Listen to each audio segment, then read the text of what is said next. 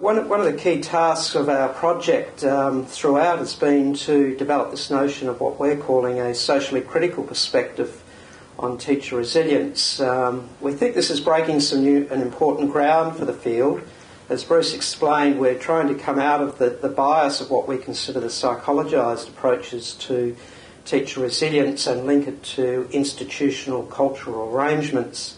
So we're kind of playing around and throwing in ideas to develop this critically cultural perspective.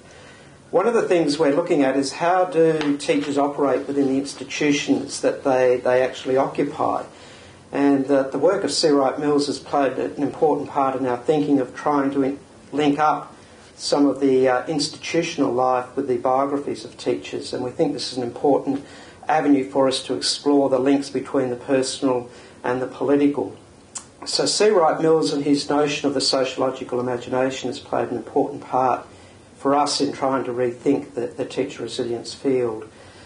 So that then poses for us some really important questions around what kinds of theories become important in helping us to illuminate the very personal stories that we've been engaged with and listening to. One of our key arguments is that we need to be able to move on beyond the personal stories to actually gain some explanatory power through the theories we use, so that we're not just simply recounting the personal narratives of teachers, but actually linking it to a broader set of explanatory ideas.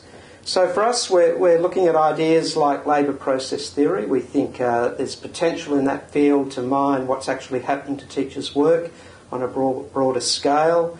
And here we're looking at ideas of how labour is being increasingly controlled, managed, manipulated.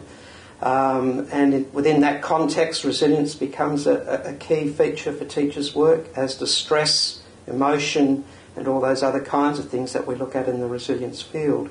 So we think labour process theory is a rich and fertile ground for us. Culture is another one. We like the idea of Roger Simon's idea of cultural technologies and how teachers are increasingly controlled and managed and their performance is monitored. Accountability, transparency, all those issues start to impact on the health, well-being and autonomy of teachers, and we think many of the personal stories we hear, particularly around NAPLAN testing, which is a high-stakes testing regime here in Australia, it is having some very profound effects on the well-being and the professional autonomy of teachers. So they're just two of the fields that we're starting to look at in terms of theory to help us reinvigorate teacher resilience in some new and productive directions.